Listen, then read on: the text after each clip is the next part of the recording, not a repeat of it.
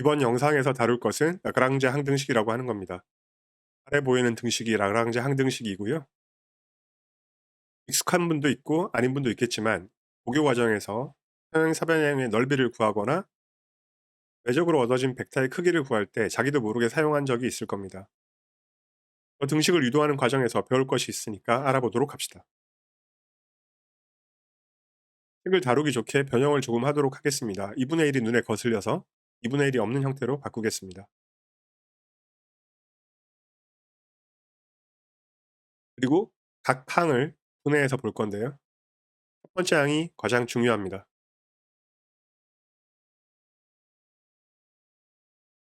첫 번째 항의 변형이 이해가 되셔야 됩니다. 교육 과정에서 누구나 배우지만 필요할 때 써먹지 못하는 게 교환 법칙입니다.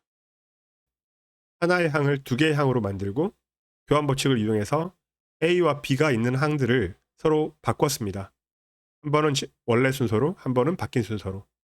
그리고 첨자를 보기 좋도록 하기 위해 IJ 형태로 바꾸었고요.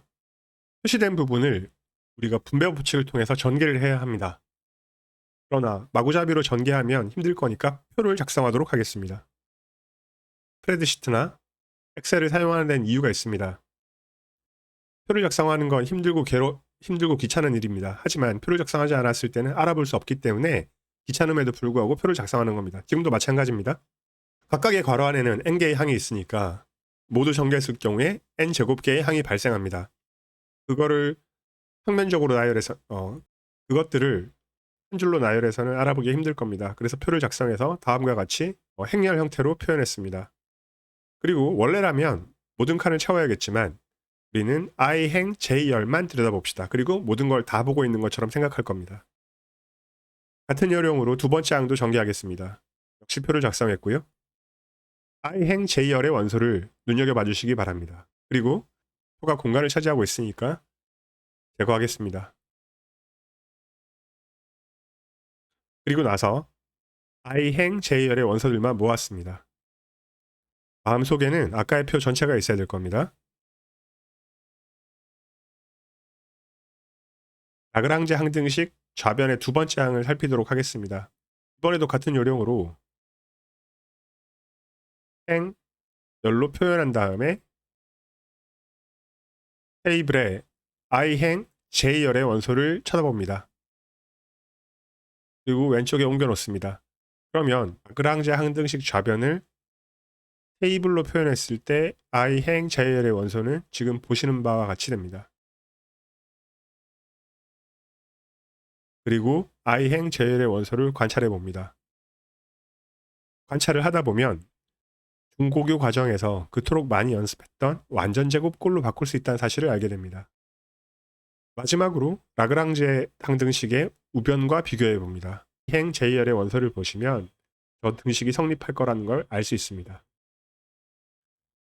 자, 여기서 배운 걸 요약합시다. 첫 번째, 교육과정에서 가르치는 용어들은 필요가 있어서 가르치는 겁니다. 교양 수준을 높이기 위해서 교환 법칙이란 단어를 아는 건 의미가 없겠지만 어떤 작업을 하다가 막혔을 때 순서를 바꾸는 걸 고려해 보는 건 매우 중요합니다. 필요하면 순서를 바꿀 수 있어야 한다라고 하는 게 첫 번째 배워야 할 것일 겁니다. 복잡한 대상을 구조적으로 이해하는 건 매우 중요합니다.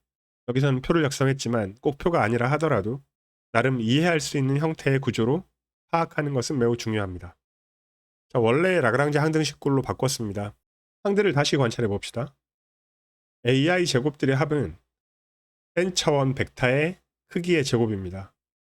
같은 방식으로 BI 제곱들의 합은 n차원 벡터의 크기의 제곱입니다. 그리고 AI, BI 곱들의 합의 제곱은 내적의 제곱이죠. 두 벡터의 크기의 제곱을 곱한 것에서 내적의 제곱한 것을 뺀 것이 어떤 제곱들의 합으로 표현된다라고 하는 게 라그랑제 항등식의 의미입니다. 그로부터 우변이 제곱한 항들의 합이기 때문에 좌변은 0보다 크거나 같습니다. 우변을 제거하고 부등식을 만들 수 있겠죠? 이걸 우리는 코시 부등식이라고 부릅니다. 앞서 말씀드린 바와 같이 n이 3인 경우는 고교 과정에서도 다루어집니다. 외적으로 얻어진 벡터의 크기이기도 하고 평행 사변형의 넓이이기도 합니다. 앞서의 과정을 숙지했다면 아래의 것도 번거롭긴 하겠지만 어렵지는 않습니다. 비네코시 항등식을 소개합니다. 유도하는 과정은 조금 전과 완전히 같습니다. 다만 문자들이 늘어났기 때문에 번거롭긴 하겠죠. 복소벡터 공간에서 코시 부등식을 증명하는 데 사용됩니다. 반드시 알아야 되는 건 아니지만 식을 다루는 연습을 해보고 싶다면 좋은 연습이 될 겁니다.